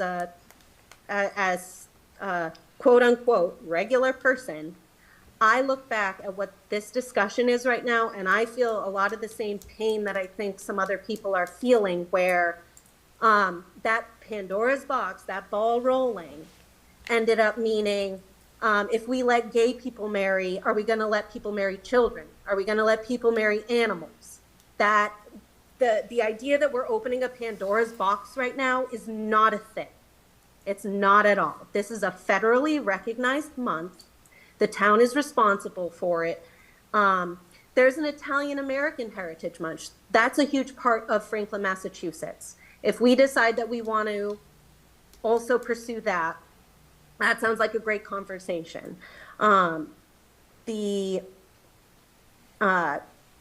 the town of Franklin needs to do better. It needs to make people know that they are safe. And this is not something that, again, this is not a Pandora's box. This is recognizing something that's really, really clear. And for an official document to say that the council is disappointed by it is really confusing. So I'm looking forward to hearing more about that. Thank you. Thank you, Rachel. Who's next out there, Amy? Sharon Bulgari. Sharon Bulgari, please. Hi, good evening. My name is Sharon Bulgari. I'm here with my husband, Dennis, and we live at 50 Shady Lane in Franklin. So Franklin has more than 31,000 residents, and they all have differences. Values, opinions, religions, races, young, old, parents, not parents, single, married. So obviously as homeowners, we pay property taxes, and we're not interested in the town making political decisions and representations on behalf of the whole community, simply because of what might be popular or being advocated for by people that have loud voices. All the residents have the right to fly whatever flag they want on their own property, and that's the way it should remain. It is not the town's place to take political stance on issues such as flying the pride flag, supporting abortion, or any other values that vary person to person. These are individual values, not town issues. We need to stay focused on the town figuring out how they're going to close the fiscal gap so that more financial cuts are not on the table for next year. Real issues affecting the masses need to remain the focus. Town issues are town decisions, not individual values. Since there are so many personal anecdotes, I'll also share one. My husband is Black African, and I have 3 children that are biracial. They have not been without prejudice or issues or struggle. However, if I want to fly a Black Lives Matter flag, I'll do so at my own home and not ask the town to also fly one so that we feel safe and supported. That is our family's job. Racial injustice has been happening for centuries. I'm not here to provide an education about it or ask the town to do the same. What I am asking the town to do is stay neutral on individual values and issues and stay focused on issues that relate to town matters and support taxpayers in their endeavors on things that we can agree on as a population, and that is providing services that the people need. That's all I wanted to say. Thank you. Thank you. Next, Pat Gallagher. Pat Gallagher, please. Thank you, Mr. Chair. Pat Gallagher at 2 Cohasset Way. I just wanted to say I very much support the measure that's before the council tonight. And for everyone who was speaking in chambers, I can't say any of what they were saying better than they can, but I think this is an incredibly important issue to me, and I appreciate that it is before the council tonight. I also think it's really important that what's before the council is specific to the pride flag, because I think this is an issue that deserves our specific attention. And so, again, very much in support, and I hope it is approved tonight. I'm an attorney at Goulston and Storrs, and I would volunteer to defend the town pro bono if this is approved and challenged. So feel free to reach out with that. Thank you very much. Thank you, Pat. Megan Benson. Megan Benson. Hi. Yes, good evening. Megan Benson, 19 Winthrop Drive. So the first thing I want to say is that a lot of the people who are saying this is not Pandora's box or opening a can of worms, it certainly is. You know, we're talking, then people could kind of submit a petition to fly the Confederate flag or a Nazi flag or any of that. And that is just nothing that we would want to get into in this town, certainly, or any town, I think. So, you know, rules are rules, and once we set those rules, they need to be followed. So I think that is a huge thing that needs to be considered. Second, I just wanted to thank the town council members tonight who did stand up and voiced their, concern and their decision to listen to constituents and also look at the ethical and logistical issues of this matter. You're all elected to look at this objectively and not subjectively, and that is what you did. Specifically, Mr. Sheridan, Mr. DeLorco, Mrs. Pellegrini, and Mr. Chandler. I personally really appreciate that, and I know a lot of your constituents will as well. It's certainly not easy because you'll be made to feel like you're against certain groups of people, which we all know you're not, but that is what you will be accused of, unfortunately. So please stand strong, because hopefully anyone who ends up bullying you realizes that's the exact thing that they're trying to fight against. So thank you again.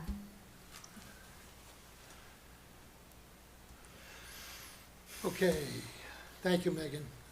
Who's next? That's it. That's it. Councilor Sheridan, have something to add? Yeah, I just simply asked a question about the policy.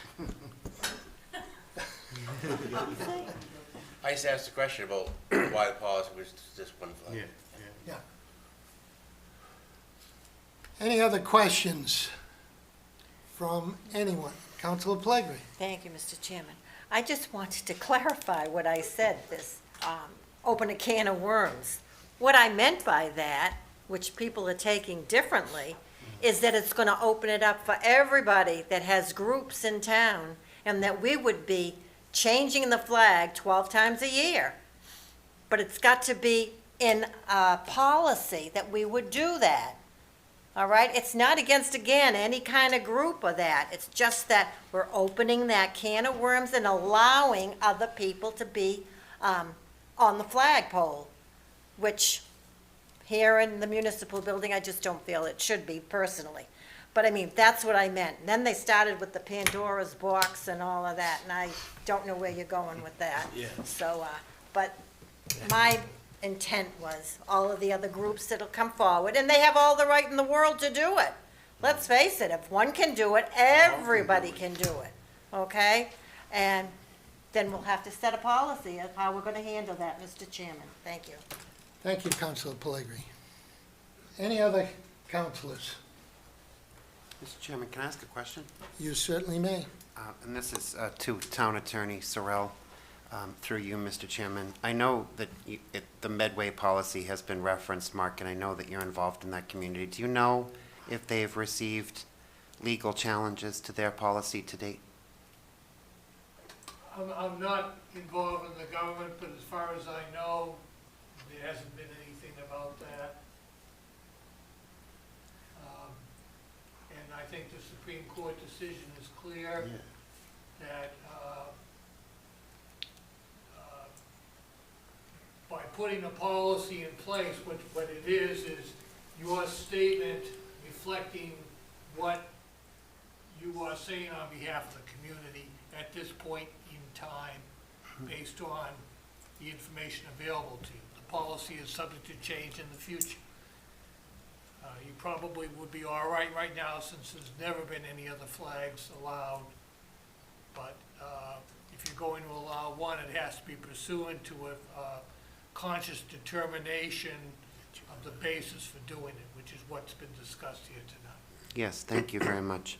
I think based on some of the comments, Mr. Chairman, I hope that people would understand exactly why. When you hear some of the comments from people here in town, I hope you'll understand exactly what the LGBTQ community is up against and how powerful flying this flag could be to combat some of that hate. But thank you. Thank you. Anyone else? Well, it's certainly been an enlightening conversation. And this subject has been before us for a long time. And I happen to attend or virtually attend the MMA webinar that was held on this subject, basically pushing it back to the municipality, saying that, the state the federal government.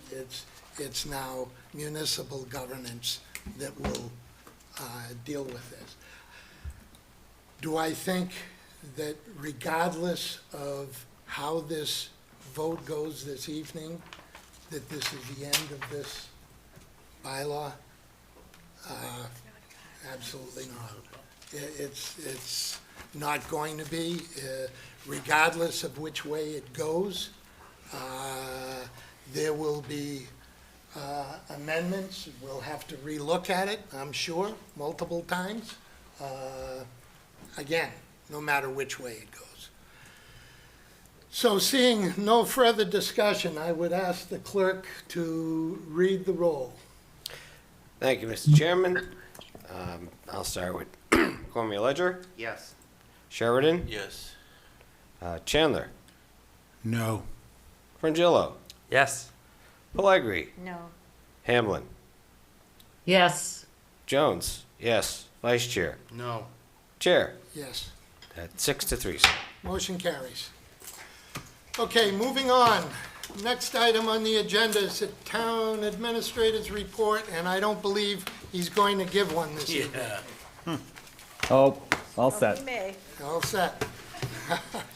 Okay, subcommittee reports. Debbie Capital? We didn't meet. Oh, you Because of Jamie. Oh, that's Jamie's right. sick. Jamie's home sick, so you Yes, didn't meet. so we have nothing scheduled, correct, Amy? We don't have a new meeting scheduled. Not yet, but we'll be working on it this I week. think Jamie said he was going to get it right back on the agenda. Okay, Right all right. back. He needed to communicate with you, Debbie. Okay. EDC, I think, did meet earlier this evening. Who's going to give the report? Over you or Yeah. Melanie? I think Mel Oh, had she to was drop gonna- off okay. because she's not feeling well, but want to So stay if on you for would that board vote. give Yeah, an EDC we update. had a great first meeting. Some crazy body gave us a ton of goals, and we had to just sift through them and prioritize them for administration in terms of what we wanted to tackle first. I think it was a very productive conversation. We're looking to jump in. I think the things that stood out as being on the top of the list were looking into how we meet the MBTA communities law, which we're pretty close to, but just finalizing that, as well as looking at how 40R could help our community, which is a sort of downtown transit-oriented zoning toolkit that the state has. That's it for me. Thank you, Councilor Frangillo. Budget Subcommittee has not met yet. Master Plan Committee, Councilor Jones? Yes, Mr. Chairman, thank you very much. We met last Wednesday for a very, very constructive meeting with Bader and Barrett, as well as the whole of the Master Plan Committee. We set some scheduled dates, which will be coming out in the near future. And just by way of explanation, the next Master Plan meeting is scheduled for February 7th. And just to kind of get this information out to the public as soon as I can, February 14th will be a overall open hearing or open chamber meeting of the master plan for the public as kind of a public outreach event, both to introduce Bader and Barrett to the public, as well as take an opportunity to introduce the master plan committee, our objectives, our goals, our schedule, and what the future holds in store. How are we getting that information out to the public? That's- Multiple sources? Yes, Okay. that will be going live soon. Soon? Okay. Can we get it on Franklin TV and? Absolutely. In fact, maybe myself or one of my fellow, my vice chair, or even Mel, my clerk, whoever would like to go out and post some stuff on Franklin TV, we'd love to have it. I just think it's important to get as, to get as many people in the community as involved as possible. Absolutely. So whatever avenues we can get that information out there. Well, I heard that the town chair does a football sit-down with Mr. Sherlock as soon as the council is over We at some do point. a quarterbacking And, session. whatever it's called, quarterbacking session. It's close. Close. It's a right sport anyway, Yep. man. With Mr. Sherlock, at some point, perhaps we could We- sit down and chat and talk about that, and that is just, because one thing I know about Mr. Sherlock is he's very adept at getting that information out quick I will talk and to him accurate. tomorrow morning about it. Thank you, sir. Appreciate it. Thank you, Councilor Jones. Davis there, have not. No, but the letter of interest, I guess, is going out. Yep, we're working Yes, on it. yes. Yep. We'll wait. Okay, the Police Station Building Committee, we did meet, and we reviewed the RFI, which is Request for Information, those acronyms, they just keep throwing them out there, and I think at some point we need a 8-page explanation of what they are. Or OPM. Yeah, OPM. It's unbelievable. I'm sorry, for OPM, another acronym. Owner's Project Manager, for those people who don't know. RFI is Request for Information. So anyway, the committee reviewed the RFI, and it is going out if it hasn't already gone out. So it's going out this week, or being posted this week. GATRA Advisory Board, Councilor Frongillo.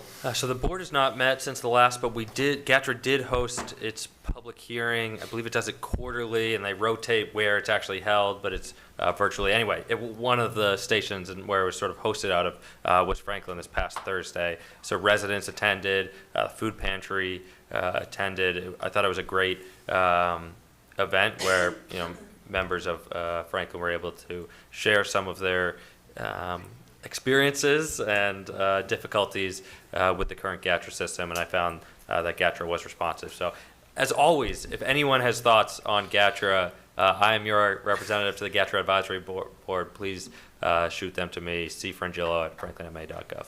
Thanks. Kobe Gatra Frongillo. Oh, thanks. Thank you, Kobe. Okay, next item on the agenda, future agenda items. Councilor Sheridan. Nothing this time.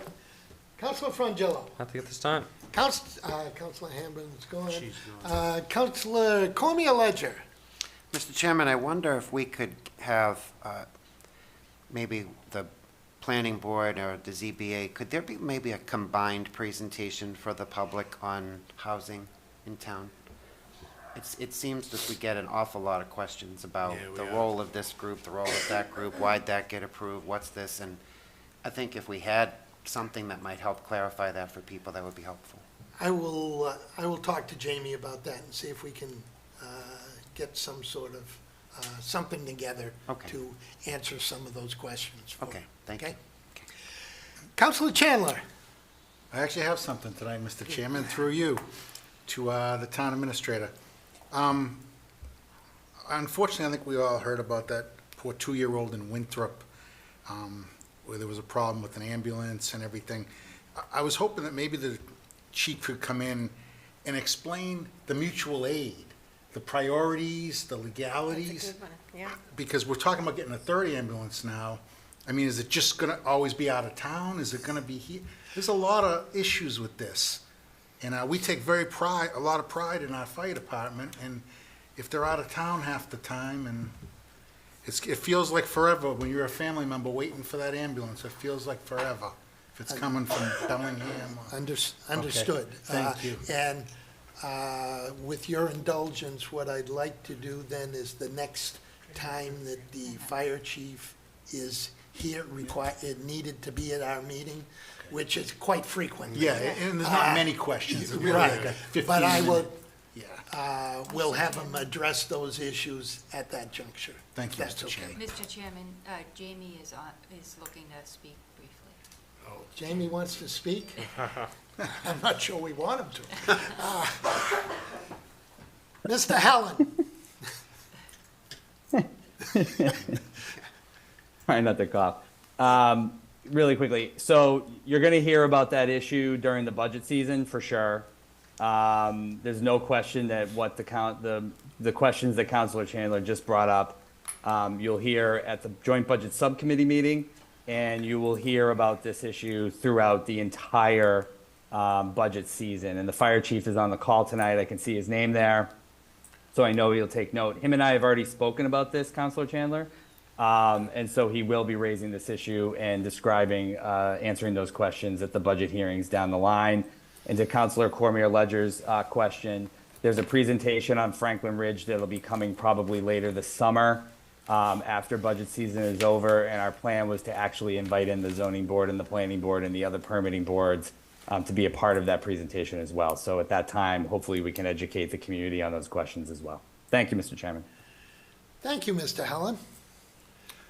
All set, Councilor Chandler? Thank you to both of you. Councilor Pellegrini? Mr. Chairman, no, I don't have anything to add.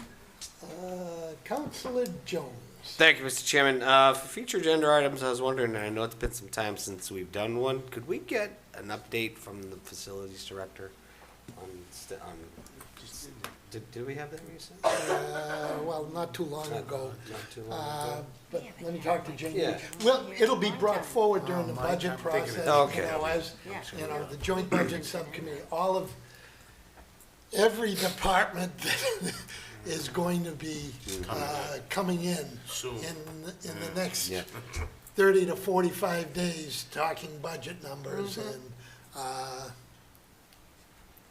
get a lot of sleep in the next 30 days, please, because there's a lot of work that needs to be done. But No, does that answer your question? other than that, thank you, sir. Councilor DeLoco? Future agenda. No, I get nothing. Okay. Councilor comments. Councilor Cormier Ledger. Thank you, Mr. Chairman, and thank you to everybody that voted in favor of the flag policy. And also thank you to those of you that voiced your opinions against. I hope everybody knows, even though it was said online, I would never bully any of you into changing your vote or having an opinion one way or another. That's not who I am. And I consider all of you very dear friends. And thank you to everyone in the community that either came out tonight or came online to voice their support or their concerns.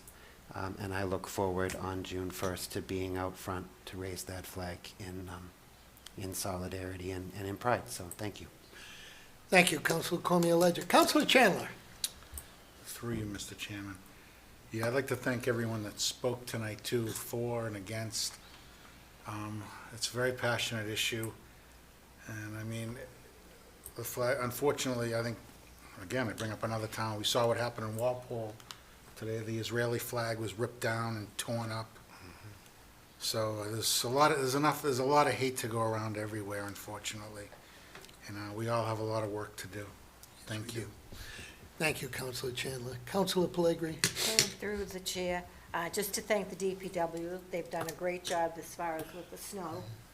We appreciate all that they do. They've kept the roads nice and salted and that, so there wasn't a lot of accidents, I don't believe, that I heard.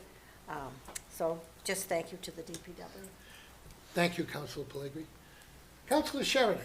Nothing, just, as far as the thing in Winthrop, I think it was actually the other way around. I think they needed mutual aid, and it would have taken too long for mutual aid to come. Yeah, I get a little bit on that. Yeah. So Winthrop just didn't have enough ambulances. That's the, Yeah, that's too the low. thing. Thank you, Councilor Sheridan. Councilor Frangillo. Not much. Proud to be in a community that's loud and proud about supporting its LGBTQ neighbors. Thank you, Councilor Frangillo. Councilor Jones. Thank you, Mr. Chairman. I'd like to thank the chief tonight for introducing us to Patrol Officer Jonathan Butler, as well as mental health clinician, once again, Sonia Wagner. It's of the things that have been introduced into the council meetings, I think this is by far one of my favorite things when we swear in our officers and we have an opportunity to meet them and welcome them to the community. That is by far one of my favorite new Same here. additions to the council. The other thing is also I want to welcome Mr. Mucciarone to the planning board. I know that was probably a daunting task for him tonight, going through what he went through, but I just wanted to welcome as the associate member to the planning board. I apologize for calling him Mark and not Mark. Okay. Thank you, Mr. Chairman. Thank you, Councilor Jones. Councilor DeLorco. Thank you, Mr. Chairman. Sorry you have to follow him. It's all right. A couple of things on that Winthrop thing, Brian. I know around the corner from where that street is, Pleasant Street, because I work over there. There's 2 EMS ambulances, plus we got a Massport ambulance, and I believe all of them were out at the time. So, I mean, that's just from what I believe, from what I heard. Thank you, Bob. You know, Ted, I love you, and I always will love you, kid. So if anyone wants to bully me, I'm more than welcome. They can come anytime they want. I have no problems with that. You're just looking for an excuse to get another neck brace. I was just saying, A lot of people spoke up. I voted against it because of the way I felt. Nothing against anybody. I do not believe in the first kid that spoke. I thought he was way out of line, and he doesn't even know what he's talking about. And he's more than welcome to bully me anytime he wants, because he was out of line, and I don't accept that. But it passed, and I'm happy that it passed. It happened. So good luck. I mean, that's the way it is. It's gonna come back again, you know? So, and we'll deal with the other ones that come up, you know? So, Yes, we will. But outside of that, that's it. That's it. Okay, once again, I'll thank the police chief and staff, because when he comes and new officers are sworn in, or clinicians are brought in and sworn in, it's not just the chief and them and their families that are here. Patrolmen are here, sergeants are here, lieutenants are here, in support of the new people coming on board. So I want to thank each and every one of them that come, not just police, but fire as well. When they have new people brought on board, they all come and support. And I think that's a great thing. And to Councilor Jones's point, it's one of the favorite things we do here, for sure, and very enjoyable. I'd also like to acknowledge the